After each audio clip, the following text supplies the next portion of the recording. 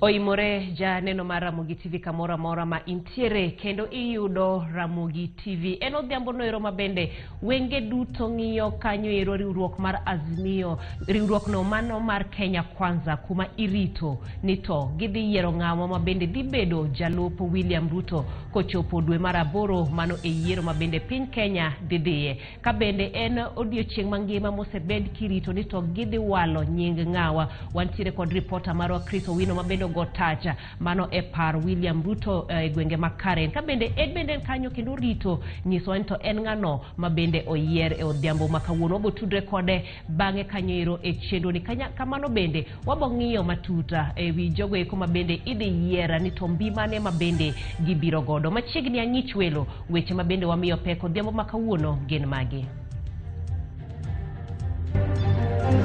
Wich bar pod nenore ka duond bura mar UDA geno lando jal madhi bedo jalup William Ruto e ng'wech malaro kom tend piny. The first 100 days of Obama government, mtaona mabadiliko makubwa. Ogai mar Azimio One Kenya Alliance Raila Odinga otieko limbe ne mar ndalo 4 kadho wadh nam chumbi. Sani wachalo joma ni Europe.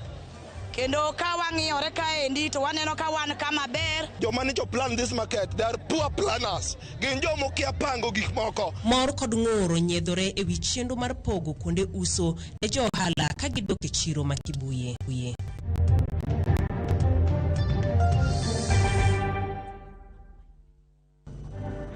Machiegni e ang'ich welo iluonga ni Jai Lieta, jaloko marwa en Elizabeth Otieno.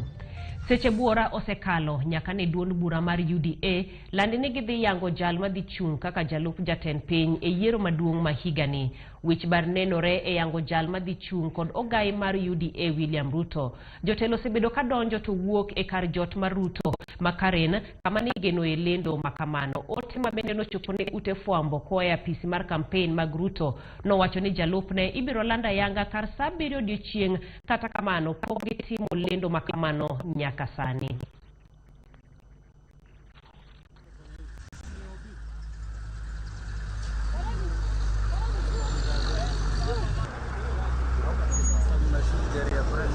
Yote tunapiga.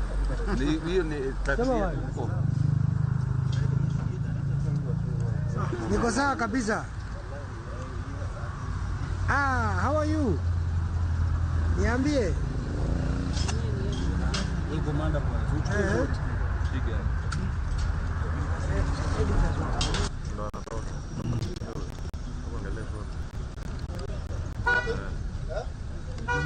Muulize.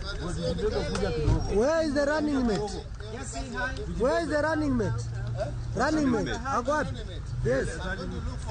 Tell us something. Tell us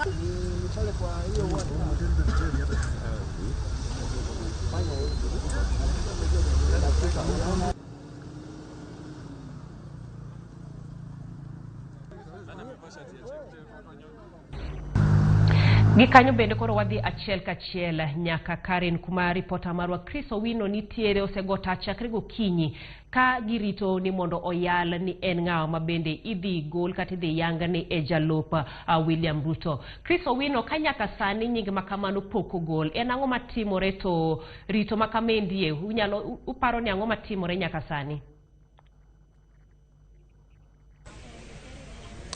Erokamano winjie maler kowuok e kar jot ma jalup jatend piny William Ruto kama pod wagoyo tach kaka e jail kochakore seche mag okinyi kama ne wabiro mar neno to en jatelo mane madhi bedo jalup William Ruto e yiero maduong' mabiro kod otiko mar Kenya Kwanza. Nikech kaluwore kod ler mane ogol en odiochieng' makawuono jalup jatend piny William Ruto kod riwruok mar Kenya Kwanza ne onego bed ni lando jalupne odiochieng' makawuono e seche mag onyango kar saa 4. Kata kamano kane ochopo seche mag saa 4 chenro gi ne ochwal nyime nyaka saa 7.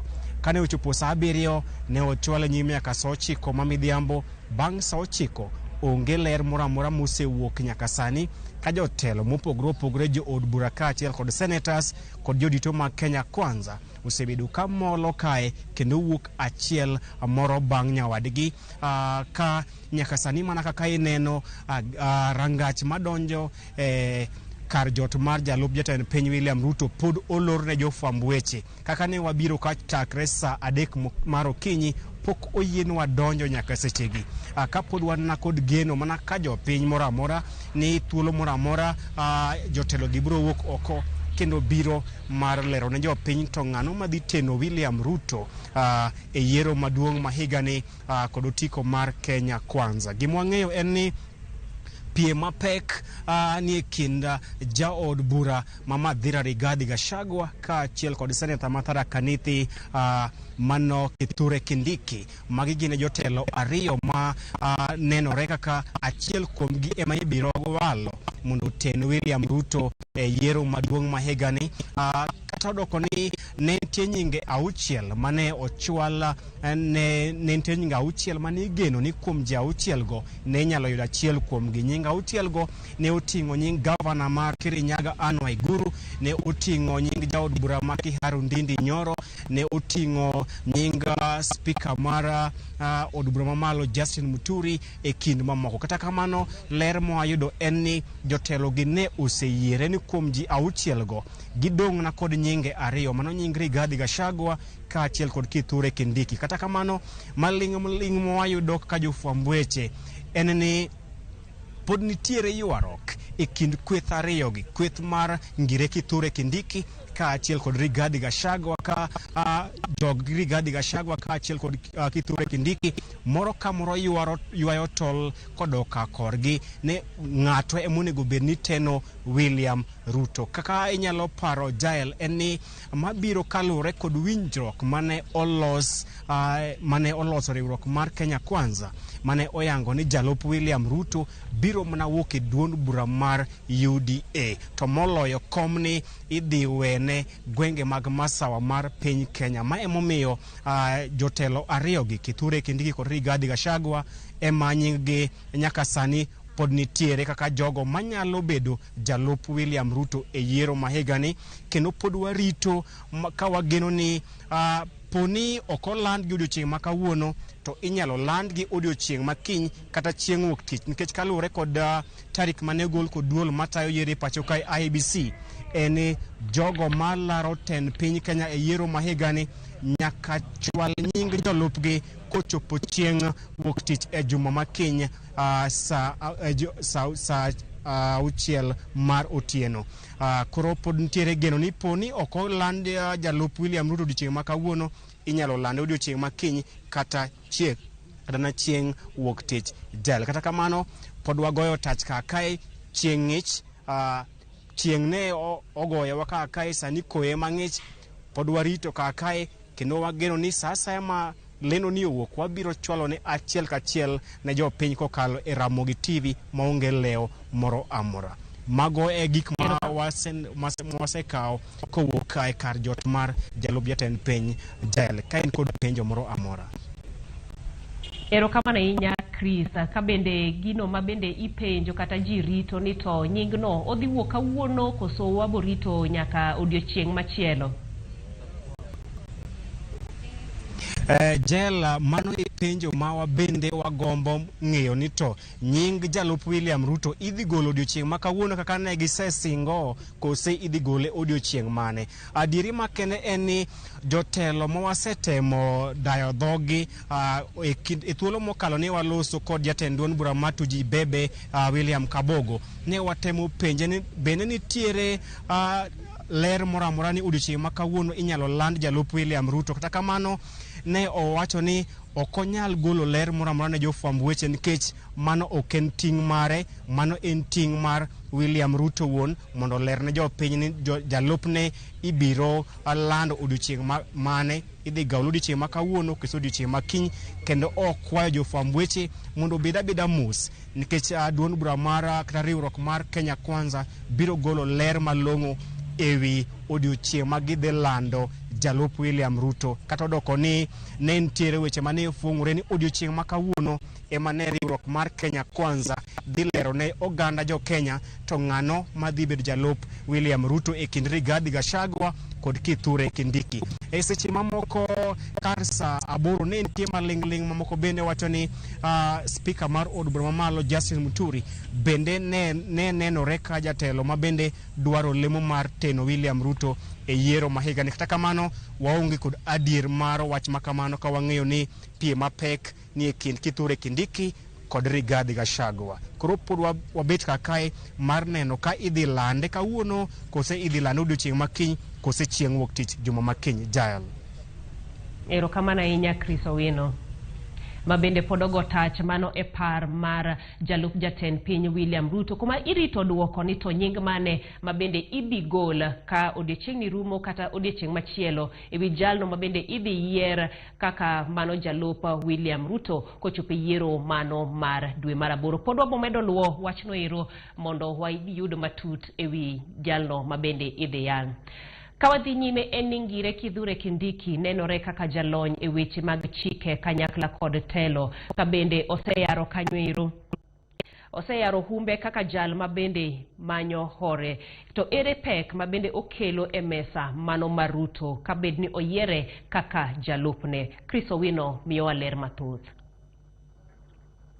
Abraham Kindiki en okil kamalo kamane onyuol tarik 16 dwe mar abiriyo e higa mar 1972 e kaunti ma Tharaka Nithi. Kindiki ne osomo e skund sekondar ma Lenana High School kaachiel gi Tharaka Boys High School.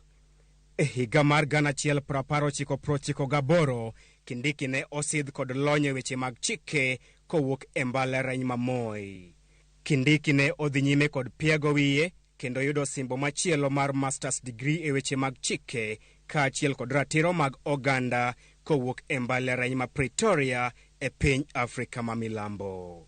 Kindiki bende ne oyudo simbo mar diploma e weche mag chike kowuok e kar tiegruok mar chike ma pacho kae Kenya School of Law e higa mar 2001. Bang' tieko sombe e weche mag chike, sulwe mar ngire Kithure Abraham Kindiki ne ochako rieny e pacho kae. E kind higa mar 1999 kod higa mar 2003, ngire Kithure Kindiki ne opuonjo lony mar chike e mbalariany ma Moi.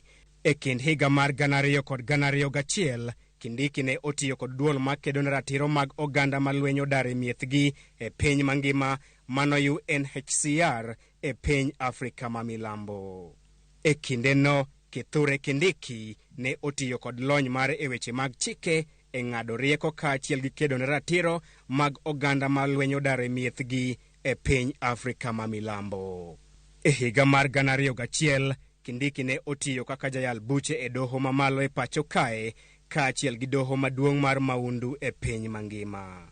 E kind higa mar 2004 kod 2005, Kithure Kindiki ne opuonjo lony mar chike e mbalariany ma Nairobi. Bang' thegore kod weche mag somo, Kithure Kindiki ne odonje weche mag siasa kendo ne oyiere kaka seneta mokwongo mar kaunti ma Tharaka Nithi e higa mar 2013 kod higa mar 2017 kod otiko mar duond bura mar Jubilee.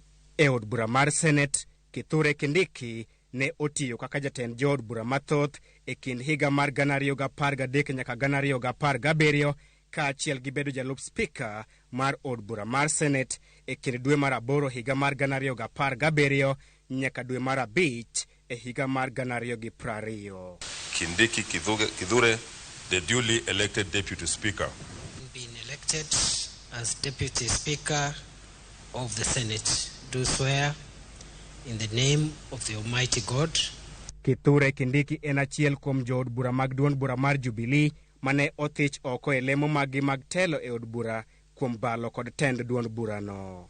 Kithure Kindiki bende en achiel kuom josiasa mawuok e masawa mar piny Kenya machiegni mokalo kod jalup jatend piny William Ruto. E kinde mane omaye lemo mar jalup spika e od bura mar Senate tarik 22 dwe mar abich higa mar 2020 kod duond bura mar Jubilee, Kindiki ne okayo lake ni kata nade to okobiloko pache e siro lwedo jalup jatend piny William Ruto. So the ayes have it. I bow in shame to note that we are here today for such an elitist triviality. Kithure Kindiki bende emane jodito mag riwruok mar Kenya Kwanza omiyo ting' mar ndiko kendo chano kaka idhi pogo lemo mag telo e kind jodito mag Kenya Kwanza poni giloso piny owacho e yiero ma tarik 9 dwe mar 8 higani. E ogirimiti ma kamano, lemo mar jatend piny kod jalupne ne owene duond bura mar UDA ka jatend duond bura mar ANC Musalia Mudavadi to ne omi lemo mar jatend migawo maduong'. Winjruok ma kamano ne oweyo lemo mar jalup William Ruto ne duond bura mar UDA to moloyo ne josiasa mawuok e gwenge mag masawa mar piny Kenya, gino maketo Kithure Kindiki kod josiasa mamoko mawuok e gwengego e thuolo maber mar bedo jalup William Ruto poni riwruok mar Kenya Kwanza oloso piny owacho manyien. Okang' mane Kithure Kindiki okawo mar lando ni ok odhi chung' kendo e yiero mabiro kaka seneta Tharaka Nithi osenyuolo paro mathoth ni ponono ene ma William Ruto dhi wale kaka jalupne. Kopogore kod lony mare mararieya e weche mag chike, Kithure Kindiki bende ineno kaka jatelo mamuol, jatelo mochwiny e weche mag telo, kaachiel gi bedo jatelo manyalo riwo gwenge duto mag masawa mar piny Kenya ka ipimo kod jotelo mamoko e Kenya Kwanza. Is one of the most extensively reasoned and ground-breaking decision in the entire history of our country's constitutional jurisprudence. Oganda koro keto wang'gi mar neno ka Kithure Kindiki dhi jiwo mbi mar William Ruto kendo miye nyalo mar loyo kom mar jatend piny Kenya. Mikono juu wale wanasema wafanye kazi na William Ruto. Chris Owino, Ramogi TV, Nairobi. E kindeno moko kuom jodak mago ma Madira obwogo mar tegore kod ogaye mano kanyiero mar UDA William Ruto ka jaod bura ma Madira mano Rigathi Gachagua okopuodhi bedo jalupne mano e kolaro kom tend piny ma higani. Johera mag Gachagua ma bende nochopo Karen wacho ni gigeno lemo mar jalup jatend piny be emano miyo giseketo maino e siro tend Ruto. Bende ginyiso ich wang' kod chenro maliekore ni idhi tigodo e walo jalup jatend piny. Giwacho ni gibiro chwalo ywakgi nyaka e gweng' ma Karatina poni Ruto okoyango Gachagua kaka jalupne. Mae bende nyalo rwako koyo e kampen mag Ruto e kinde ni mabende ogeno kura ma masawa mar piny Kenya.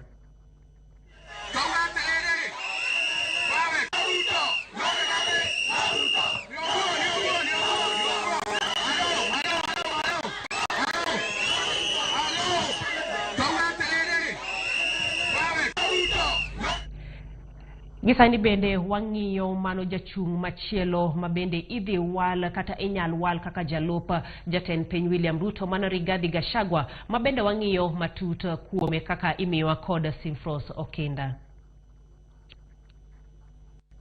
Rigathi Gachagua ne onyuol e higa mar 1952 e kaunti Manyeri. Gachagua ne odhi e skul sekondar mar Kianga High School. E higa mar 1988 Gachagua nosidhi kod osimbo mar siasa kod somo dhok e mbalariany mar Nairobi. E higa mar 2000 Gachagua ne osidh kod osimbo e weche mag telo ne oganda kowuok e kar tiegruok mar Kenya School of Government. E kind higa mar 1989 nyaka 1990 e bwo tend mosenindo Daniel Moi, Rigathi Gachagua ne owal kaka jalup jagoro e migawo mar weche mapacho ka. Gachagua ne owal kaka jaluet jatend jotij jopiny owacho e kind higa mar 1991 nyaka 1993. E kind higa mar 1995 nyaka 1996 Gachagua nowal kaka district officer kata DO ma Kakamega. Kama bang'e to nodare motere nyaka Laikipia kaka dio e kind higa mar 1997 kod 1999. E higa mar 2001 mano higni mogik mag tend KANU nomiye lemo mar bedo jaluet Uhuru Kenyatta mane en jatend migawo mar tend nanga e kindeno. Bang'e ne gibalo e winjruok kod Uhuru e higa mar 2006 kaito ne odar ma odhi tiyo kod wadgi mosenindo Nderutu Gachagua mane en jaod bura ma Mathira e kindego. Bang' tiyo ne sirikal kuom thuolo madirom higni 7, Rigathi Gachagua nogwe tao modok timo ohande manoyawo e higa mar 2000, mano mar Rido Group of Companies matimo ohand lope, udi, mwandu mag bao kod mamoko. Huma mar Rigathi Gachagua nojiwore higa mar 2017 bang' tho wadgi Manderitu Gachagua mane en gavana Manyeri.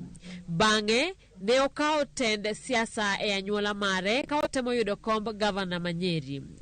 Kata kamano noduogo loko pache molaro kom mar kar chung' od bura ma Mathira e bwo otiko mar Jubilee kendo noyudo loch kod ombulu 94,628.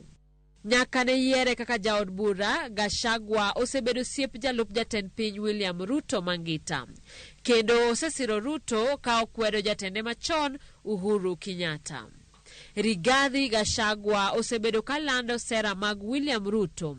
Kosingo ni Ruto biro chiero ochumi mapachoka kendo biro deo oganda duto mayutogi ni piny. Tunataka huyu William Ruto akichukua kuwe na mkutano ya vijana wakipanga pia vile watapata mali waweze kuendesha mambo yao. Bei ya gazi imepanda, sukari imepanda, chumvi imepanda, mafuta ya kukaanga imepanda.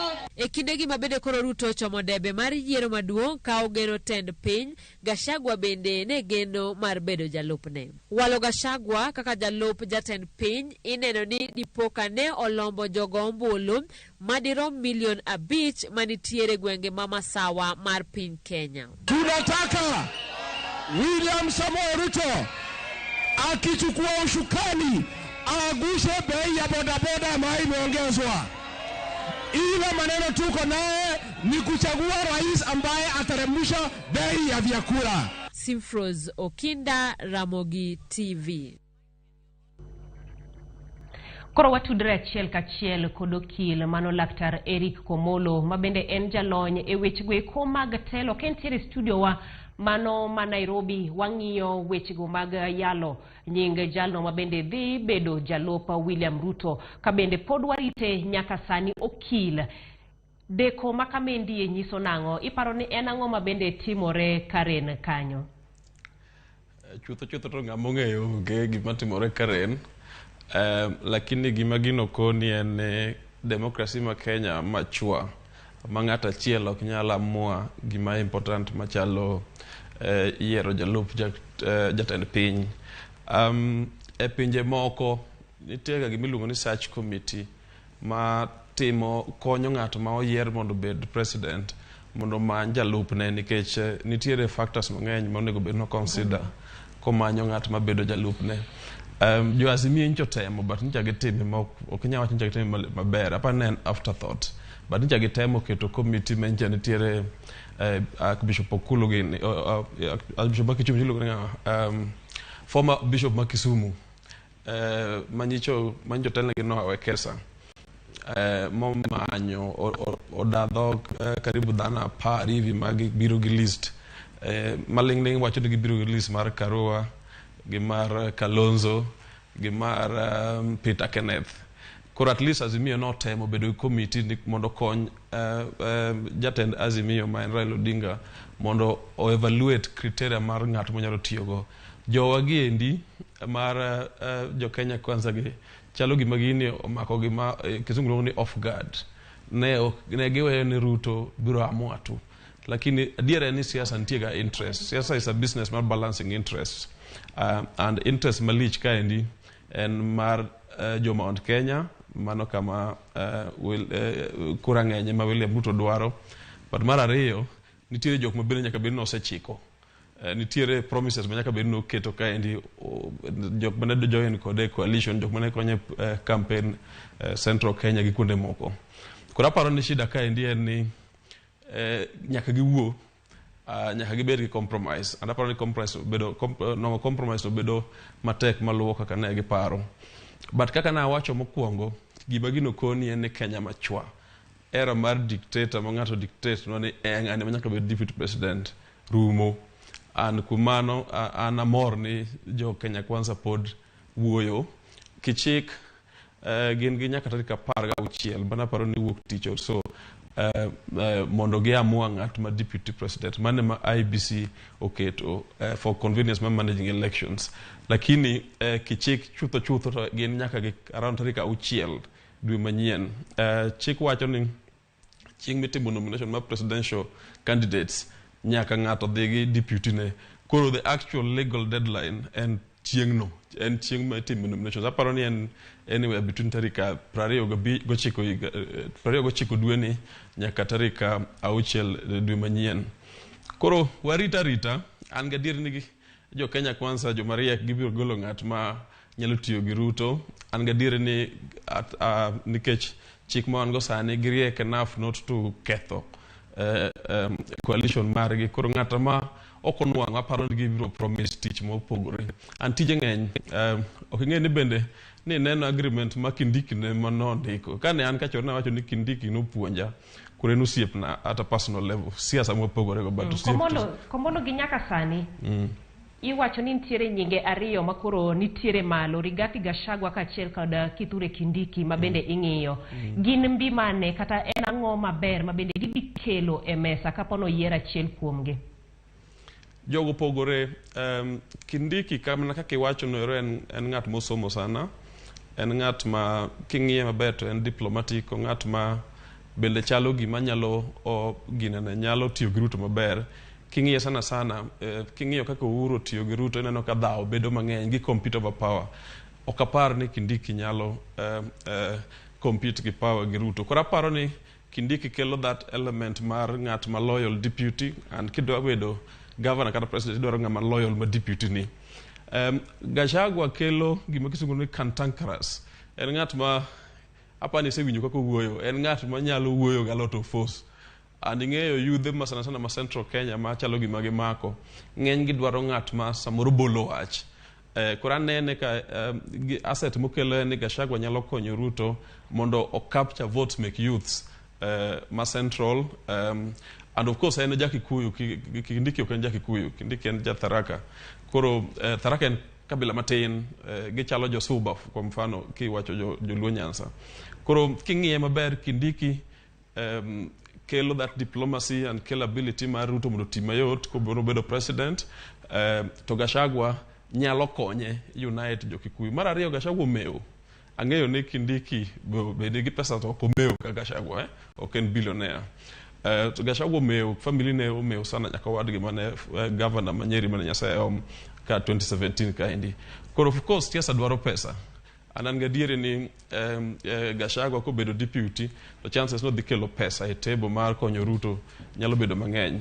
Onyalo konye be mobilize jo masawa mar Kenya mabedo meo mondo konye campaign mar Ruto motegno. In fact aparo ni mane shida kaendi, nitie jok mamake motegno ma yie. Normally by the way, kopo ni nitiere ji ariyo, en common ni kan ti ji ariyo mano onego ochik gimoro to gidhawo giyiere tinyalo yier ng'at mar adek. Kora winjo ki isechako wacho nying speaker Justin Muturi ma Jaembu ma bende small tribe masawa mar Kenya. Koro wanyalo bedo gi surprise ni ng'at mibiro land ka ndio kata ji ariyo go ero.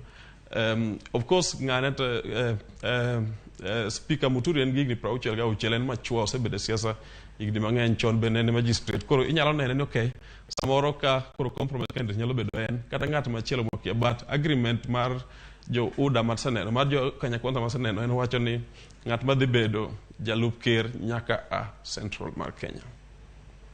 Erokamano ahinya. To koro gi mano ng'at moyier e kind jomodong' sani iparo ni dhi affect nade mbano yiero mar Azimio la Umoja nikech gibedo winjo bed ni gigolo nyinga moro odiochieng' makiny kata mabiro? Azimio nyaka tima gik ma jo Kenya Kwanza timo sani. Nikech nyicha Jakom Raila Odinga incho se keto committee mosemie list. Ma list to be ok en secret ahinya. Nyaka koro manage gima kisungu ni egos ka. Iwinjo kaka jo Kalonzo goyo koko. And iwinjo kaka jo mine different groups nyaka jo Kikuyu be incho wacho ni gin gi support Karua. And of course Peter Kenneth be nigi grube.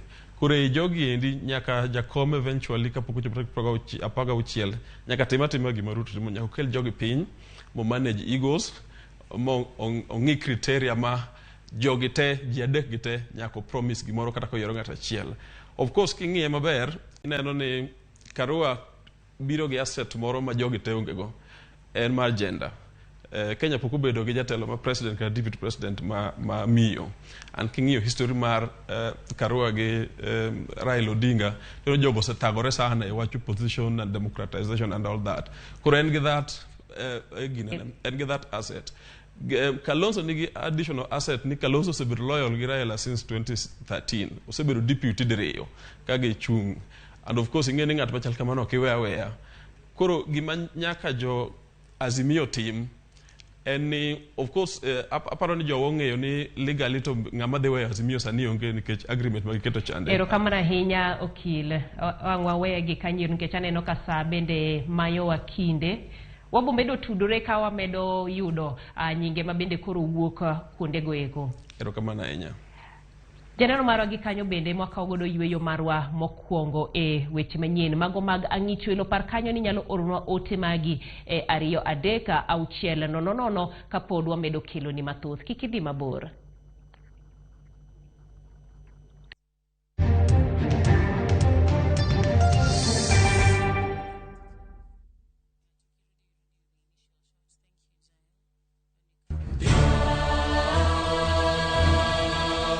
Gik masiko timore ngimane miyo bedo gi penjo mang'eny.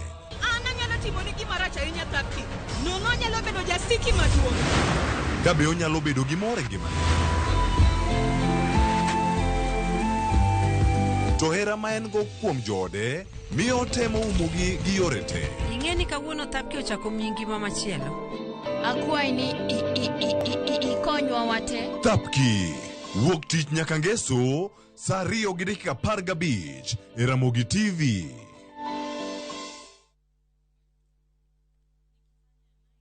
Making and receiving payments has never been this easy. Introducing ViewPay Cashless. Unaweza collect fare bila hassle ukitumia ViewPay Cashless till number or taking a boda. ViewPay Cashless itakusort. Tembelea ViewPay Cashless agent karibu nawe to withdraw. Dial *236# today to start using ViewPay Cashless.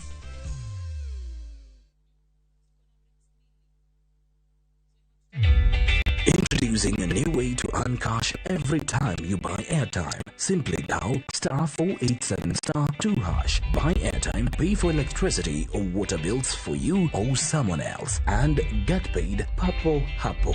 Usinunue airtime na tokens bure tu. Earn instantly with *487*2#. Dial *487*2# now.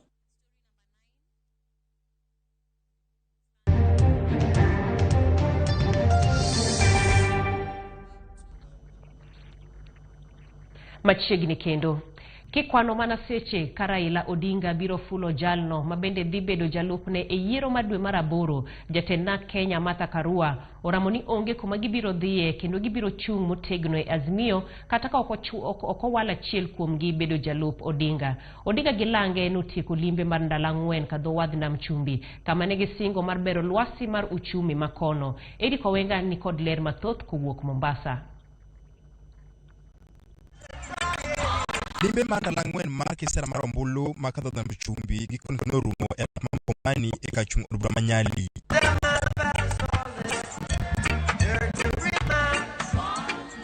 Limbe mane otieko sama koro ikona mana seche manok kende to Odinga fulo jal mabiro bedo jalupne e yiero mar dwe mar 8.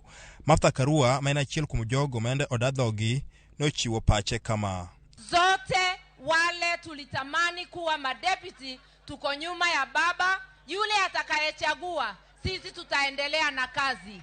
Hakuna mtu atatoroka.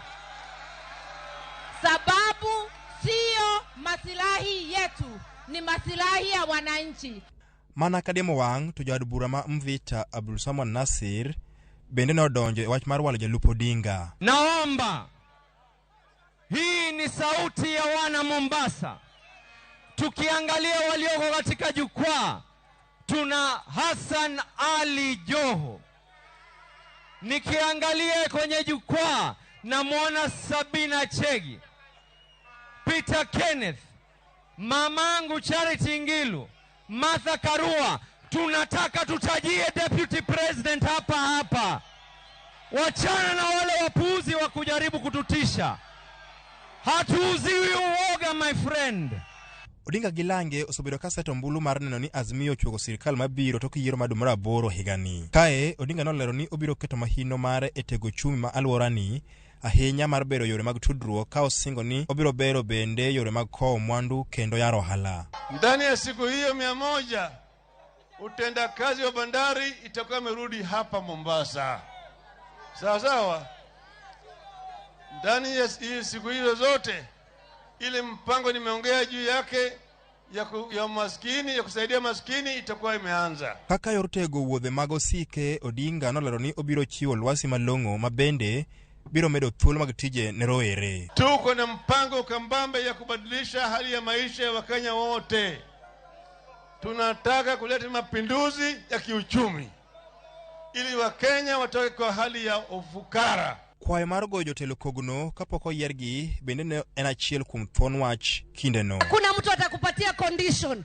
Without a condition, Baba, be free to announce your deputy. Nyaka sani kalore kod duol mochung'ne tayo yiero e thuru ka IBC, kaunti auchiel ma Coast ni kod kwan jolut ombulu maromo 1,953,528 ombulu ma Odinga geto e yiero maduong' madumra 8. Lango Odinga to wacho ni en kende emonyalo tieko midhiero ma oganda jo Kenya ka achiel gi jo Coast kaloe. We will support your decision 100% bila pressure. We will not force you. Mimi kama msichana wako umenilea baba. Na kwa hivyo ile decision yako tutashikana sisi wote, wale tulikuwa candidates wote. Ukichagua chaguo ni lako. Ule ambaye anaweza jenga uchumi wa Mombasa, ule ataangalia maslahi ya bandari ni Raila Amolo Odinga. Ukiona vyaelea ujue vimeundwa na huyu Raila Amolo Odinga. Vile mnavyomuona, sisi watu wa Mombasa na Pwani tumekuwa front line kusimama na baba, kumuunda baba pale alipofika, na kwa sababu tumefika ile step ya mwisho ya kuingia State House, hatutadanganywa. Esechego bende jalup jatend piny William Ruto ne okotony. Kumbe hata walikuwa wanasema kina mama mboga watakuwa kwa serikali. Niliuliza, jameni, Musalia ndio mama mboga au ni Wetangula ndio boda boda? Ogai mar ODM koro tiko limbe mare mandal mang'wen e county ma Kodwa Mchumbi kuma en kod geno okap mare biro pong' e yiero madumra 8. Wengegi osebedo ka chungo Odinga mapek mokalo kude yiero. Eric Kawenga, Ramogi TV, Nyali, Mombasa County.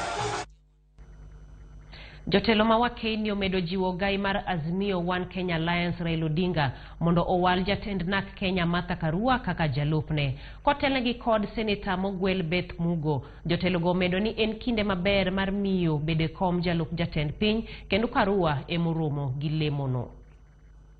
Mother is a leader. Mother has led a party called NAK Kenya for many years, and you've never heard of any infighting. Mother has been the Minister for Water. There were many things that happened around that time. Mother has been the Minister for Justice immediately after the Kibaki took over. You know what happened. Mother has been there. After Beijing, I presented the motion of affirmative action in Parliament. And Right Honorable Raila Odinga seconded that motion. He had also brought a motion which also was about gender, women. And now he has the opportunity to really realize, to make Kenya realize and himself to prove his commitment to affirmative action. And Kenya, we are still behind. We have never really even adhered to the Constitution. Erokamano maduong' komedo mana kete e ang'ichwelo kagisani en dakika 40 mabendo sekalo tok sa achiel mar otieno. Erokamano kuom ote magi kaneno Facebook page mar Ramogi TV. John Ouko wacho ni ler kendo aneno kaka weche dhi nyime. Onerodo Sami Bernard Oyugi mar Lambwe iwacho ni Ramogi TV neno malera e Homa Bay County. Afel Kosude erokamano ahinya iwacho kanywero ni wabende warito mondo wawinja nento en ng'at mane mabende idewal. Mary Adero watching from Nyali mano Mombasa County erokamano ahinya kuom ote mari. Kabenta Charles ito iwacho ni ibende irito wach mabende diwuok Karen. E ote machuok mabende donjonwa kae Evans Okoy wacho ni Ramogi TV ler kabisa kendo ibende irito. Dan Odiero mar Mirenye School wacho ni Ruto to tamore mano mare miyo wajalup ne nang'o. Wacho ni gin mana weche siasa maka kod kacha. Evans Oyuga Wasonga Ramogi TV ler kendo iluwo weche manyien kaka donjonwa. Naftali Oko kantiere Migori County iwacho ni ndara mawuok Ulanda kochiko karda otimo bugni mang'eny mondo olosgi. Erokamano ahinya kuom ote mari ka jo Kenya koro mondo one weche mag Ruto kaluwore kod jalno mabende odhi wal. Erokamano ahinya kuom ote go duto. Pod gimedo mana donjo kaka ikidhi maboro pod waduogo gima moko e ang'ichwelo.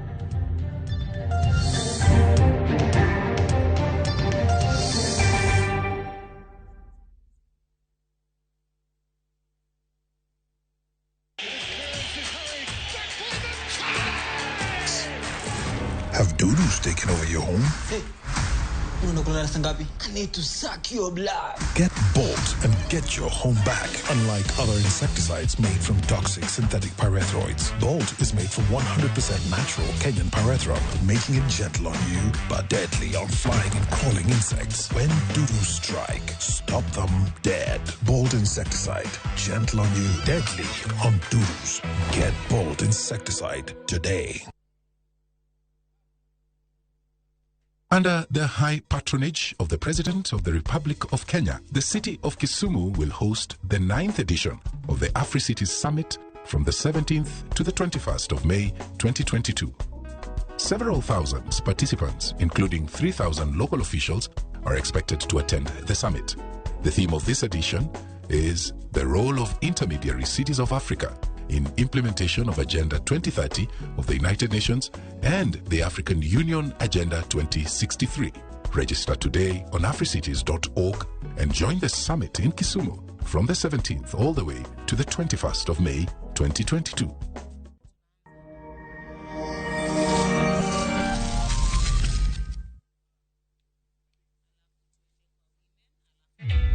Introducing a new way to earn cash every time you buy airtime. Simply dial *487*2#. Buy airtime, pay for electricity or water bills for you or someone else, and get paid papo hapo. Usinunue airtime na tokens bure bure tu. Earn instantly with *487*2#. Dial *487*2# now.